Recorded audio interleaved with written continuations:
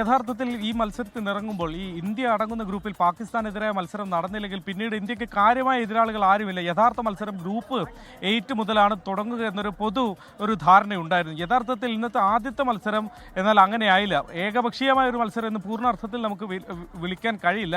എന്നാൽ ഇന്ത്യയെ സംബന്ധിച്ചിടത്തോളം ഇന്ത്യയുടെ ആത്മവിശ്വാസം കൂട്ടുന്ന തരത്തിലുള്ള ഒരു മത്സരം തന്നെയാണ് യഥാർത്ഥത്തിൽ നടന്നത്. കാരണം ബാറ്റർമാർ മുന്നേറ്റ നിര തുടക്കത്തിൽ പരാജയപ്പെട്ടെങ്കിലും പിന്നീട് സൂര്യകുമാർ യാദവ് ടീം സ്കോർ മുന്നോട്ട് ചലിപ്പിക്കുന്നത് നമ്മൾ കണ്ടു. അവസാന ഓവറുകളിൽ ആഞ്ഞടിച്ച് 160 എന്നൊരു മെച്ചപ്പെട്ട സ്കോർ. എന്നാൽ പോലും വാങ്കഡയിൽ ഇതിൽ കുറവ് സ്കോർ ഡിഫെൻഡ് ചെയ്തിട്ടില്ല ഒരു ടീമും എന്നത് ചരിത്രമാണ്.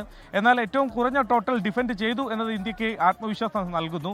മറുവശത്ത് ഇന്ത്യ ബൗളിംഗ് ചെയ്യാൻ ഇറങ്ങിയ സമയത്ത് അവിടെ അമേരിക്കൻ ബാറ്റർമാർക്കൊന്നും തന്നെ കാര്യമായി ചെയ്യാൻ കഴിഞ്ഞില്ല. ഇടയ്ക്ക് ഒരു 57 റൺസ് പാർട്ട്ണർഷിപ്പ് ഉണ്ടാക്കിയതല്ലാതെ കാര്യമായ ഒരു തരത്തിലും അവർക്ക് റൺ റേറ്റ് ഉയർത്താൻ കഴിഞ്ഞില്ല എന്നത് ഇന്ത്യയുടെ ജയം പിന്നീട് ഈ മത്സരത്തിന്റെ രണ്ടാം പകുതിയിൽ പൂർണ്ണ അർത്ഥത്തിൽ അത് ആധികാരികമാക്കി മാറ്റിയിട്ടുണ്ട്. അതുകൊണ്ട് ഒരു ഘട്ടത്തിലും അമേരിക്ക ബാറ്റ് ചെയ്ത ഒരു ഘട്ടത്തിലും ഇന്ത്യക്ക് ഒരു വെല്ലുവിളി ഉയർത്തി എന്ന് പറയാൻ കഴിയില്ല. അതേസമയം ഇന്ത്യയുടെ വിജയ മാർജിൻ അതൊന്ന് കുറയ്ക്കാൻ കഴിഞ്ഞു, 29ലേക്ക് എത്തിക്കാൻ കഴിഞ്ഞു എന്നത് മാത്രമാണ് അമേരിക്കയെ സംബന്ധിച്ചിടത്തോളം ആശ്വസിക്കാൻ വകയുള്ളത്. അതേസമയം ഇന്ത്യൻ ബാറ്റർമാർക്ക് മുന്നേറ്റ നിരയിൽ ഉണ്ടായ ഒരു തകർച്ച അത് യഥാർത്ഥത്തിൽ മുന്നോട്ടുള്ള യാത്രയിൽ ഈ ദീർഘനാളത്തെ ടൂർണമെന്റിൽ അത് ഇന്ത്യക്ക് കൂടുതൽ പരിശോധനകൾക്ക് വിധേയമാക്കേണ്ടി വരും. സുഹേൽ.